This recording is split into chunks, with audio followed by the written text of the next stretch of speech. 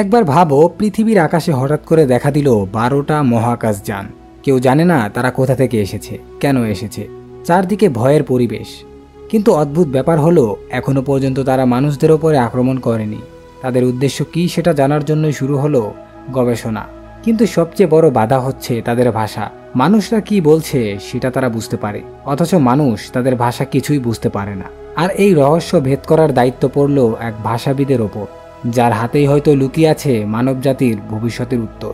Hello everyone, আজকে আমরা কথা বলতে যাচ্ছি 2016 সালে রিলিজ পাওয়া অ্যারাইভাল নামের এই মুভিটা নিয়ে। মুভির শুরুতে আমরা একটা মেয়েকে দেখতে পাই, তার নাম হচ্ছে লুইস। আর সে হচ্ছে একটা লিঙ্গুইস্ট। আসলে লিঙ্গুইস্ট মানে হলো ভাষাবিদ। সহজ করে বলতে গেলে যারা ভাষা নিয়ে কাজ করে, ভাষার রহস্য বুঝতে পারে। লুইসের একটা মেয়ে রয়েছে, আর তার অনেক জটিল একটা রোগ রয়েছে। আর একদিন ওই মেয়েটা মারা যায়। কিন্তু আমরা জেনে শকড হয়ে যাই যে লুইসের এখনো কোনো বিয়েই হয়নি।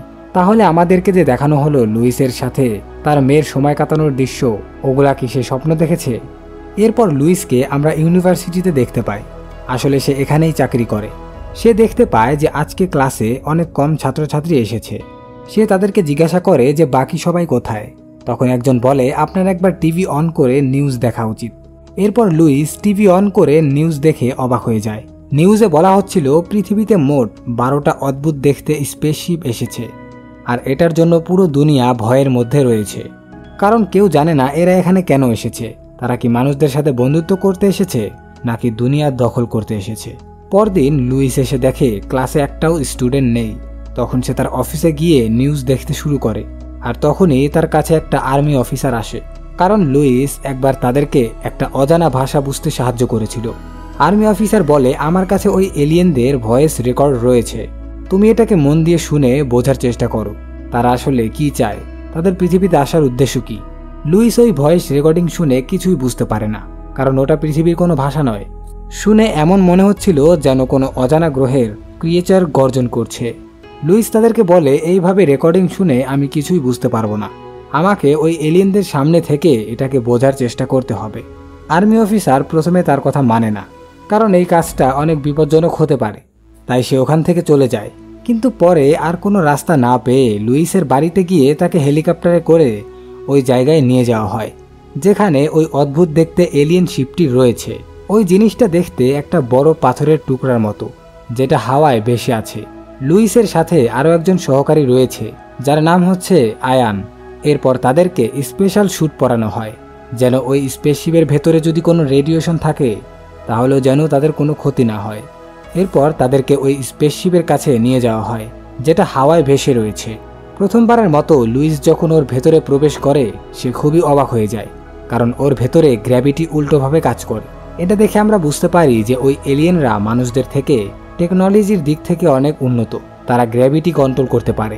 এরপর সবাই ওই জায়গায় পৌঁছে যায়, যেখানে একটা কাচের দেয়াল রয়েছে। কাচের ওই পাশেই মূলত এলিয়েনরা আসে মানুষের সাথে যোগাযোগ করতে।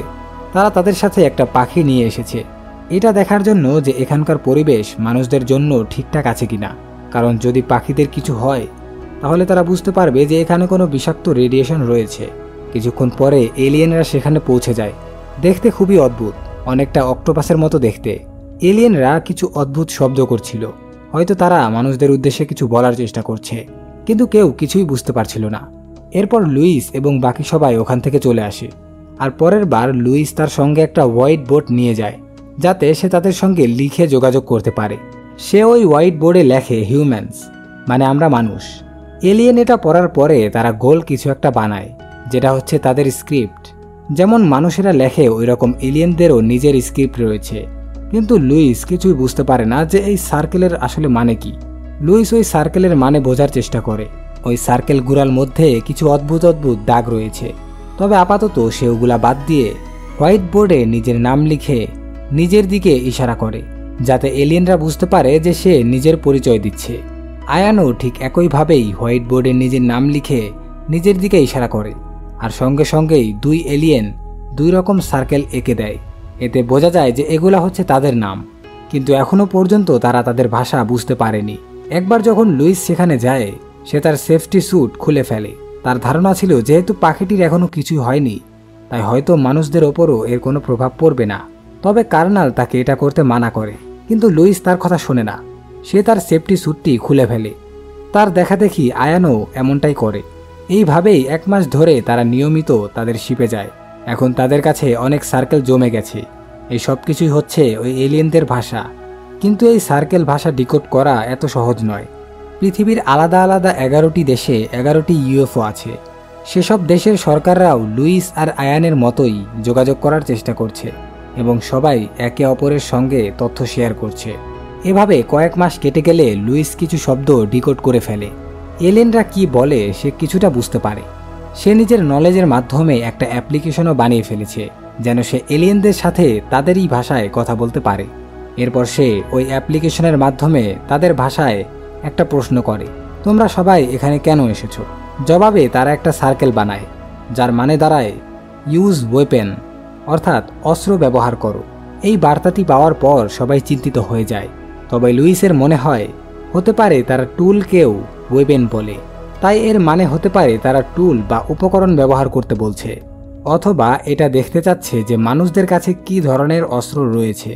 যখন চীনের কাছে এই কথাটা পৌঁছায়, তারা তাদের দেশের তথ্য অন্য দেশগুলোর সঙ্গে শেয়ার করা বন্ধ করে দেয়। সঙ্গে এটাও বলে এলিয়েনরা যদি তাদের স্পেসশিপ আমাদের দেশ থেকে না সরায় তবে আমরা তাদের ওপর আক্রমণ করব। চীনকে দেখে বাকি দেশগুলোও তথ্য শেয়ার করা বন্ধ করে দেয়। সবাই ভয় পেয়ে গেছে। তাই সেনাবাহিনীর 4 জন অফিসার এলিয়েনদের শিপের ভেতরে গিয়ে একটি টাইম বোমা বসিয়ে দেয়। লুইস এবং আয়ান এসব কিছুই জানতো না। ওই শব্দটার সঠিক মানে বের করার জন্য তারা আবারও ওই এলিয়েন শিপে ঢুকে পড়ে, যেখানে টাইম বোমা সম্পর্কে তাদের কিছুই জানা নেই। আর এবার প্রথমবারের মতো এলিয়েনরা সার্কেলের মাধ্যমে লুইসকে তাদের কাচের দেয়ালের ওপর তাদেরই ভাষায় কিছু লিখতে বলে। এলিয়েনরা অন্যদিকে অনেকগুলা সিম্বল একসাথে বানাতে থাকে। এলিয়েনরা বুঝতে পারে যে তাদের শিপের মধ্যে টাইম বোমা রয়েছে, আর এই জন্য তারা শিপের ভেতরের গ্র্যাভিটি পুরোপুরি শেষ করে দেয়, যার ফলে লুইস এবং আয়ান নিচে পড়তে থাকে। আর যখনই বোমা ব্লাস্ট হবে তখন এলিয়েনরা শিপের দরজা বন্ধ করে দেয়। এভাবে আয়ান এবং লুইস দুজনেরই প্রাণ এলিয়েনরা বাঁচিয়ে দেয়। আর যে এলিয়েন শিপটা আগে মাটির বেশ নিচে ছিল সেটা এখন মাটি থেকে অনেক উঁচুতে উঠে যায়, যাতে তাদের অনুমতি ছাড়া কোনো মানুষ সেখানে যেতে না পারে। একই সঙ্গে এখন সেনাবাহিনীরা পুরোপুরি ঘাবড়ে গেছে, কারণ তারাই তো তাদের ওপর হামলা করেছে। তাদের ধারণা এলিয়েনরাও এখন তাদের ওপর হামলা করবে। আর এই জন্য ওখানে যে ক্যাম্প বানানো হয়েছে ওটাকে ওখান থেকে সরানোর প্রস্তুতি শুরু হয়ে যায়, কারণ তাদের মনে হচ্ছিল যে এবার এলিয়েনরা তাদের ওপর আক্রমণ করবে। এইদিকে লুইস এবং আয়ান ওই সব সিম্বলকে ডিকোড করার চেষ্টা করছিল, যেগুলা বম ব্লাস্ট হওয়ার আগে এলিয়েনরা তাদের দিয়েছে। অনেকক্ষণ চেষ্টার পর আয়ান এটা ডিকোড করতে সক্ষম হয়। আসলে অনেকগুলো সার্কেল দিয়ে তারা এটা বোঝাতে চাচ্ছে যে মানুষদের একসাথে হয়ে কাজ করতে হবে, তাহলে তারা এই এলিয়েনদের ভাষাটিকে বুঝতে পারবে। এখানে আয়ান আরও দেখে ওই সার্কেলগুলোর মধ্যে 12টা সার্কেল পৃথিবীতে থাকা 12টা স্পেসশিপের দিকে ইশারা করছে। এখন এলিয়েনরা তো চাচ্ছে যে সকল দেশ একসাথে হয়ে কাজ করুক, কিন্তু এই জিনিসটা চায়না মানতে রাজি ছিল না। বরং তারা তো এলিয়েনদের বিরুদ্ধে প্রায় যুদ্ধ ঘোষণা করে দিয়েছে। এদিকে ইউএসের কার্নালও কিছুই করতে পারছে না, কারণ তাকেও অর্ডার দেওয়া হয়েছে এলিয়েনদের বিরুদ্ধে অ্যাকশন নেওয়ার জন্য। এখন লুইস এখানে আরও একবার ওই ভিশনটা দেখতে পায়। ওই ভিশনে সে দেখতে পায় একটা মেয়ের সাথে সময় কাটাচ্ছে, যেটা সে প্রায়ই দেখতে পাচ্ছে। এরপর লুইস কার্নালকে বোঝানোর চেষ্টা করে যে এলিয়েনরা আসলে কি চাচ্ছে, আর সে যেন বাকি সব কান্ট্রিগুলোর সাথে আবারও সংযোগ করার চেষ্টা করে। কিন্তু কার্নালের কাছে আর কোনো রাস্তা নেই। এই মুহূর্তে লুইস আরও একটা ভিশন দেখতে শুরু করে, যেখানে সে দেখে ওই বড় স্পেসশিপের মধ্য থেকে একটা ছোট স্পেসশিপ নিচে নেমে আসে। আর যখন সে বাইরে যায় সে দেখে সত্যি সত্যি স্পেসশিপের ভেতর থেকে একটা ছোট ক্যাপসুলের মতো কিছু নিচে নেমে আসে, আর লুইস ওটার ভেতরে ঢুকে পড়ে। এরপর ওই ছোট ক্যাপসুলটা তাকে ওই বড় স্পেসশিপের ভেতরে নিয়ে যায়। ওইদিকে চায়না এলিয়েনদের বিরুদ্ধে যুদ্ধ ঘোষণা করে দিয়েছে। লুইস যখন ওর ভেতরে যায় সে ওই এলিয়েনটাকে দেখতে পায়, যেটাকে দেখতে এখন আরও বেশি অদ্ভুত লাগছিল, কারণ প্রথমে আমরা শুধু অর্ধেকটাই দেখতে পাচ্ছিলাম। ইউজ ওয়েপেনের আসলে মানে কি? তোমরা আমাদের থেকে কি চাচ্ছ? তখন এলিয়েন লিখতে শুরু করে যে ইউজ ওয়েপেনের মানে হচ্ছে ইউজ গিফট, মানে তোমরা গিফটকে ইউজ করো। আর ওই গিফট অন্য কিছু না, ওটা হচ্ছে তাদের ভাষা। কিন্তু লুইস এসবের কিছুই বুঝতে পারে না, কোনো ভাষা কিভাবে গিফট হতে পারে।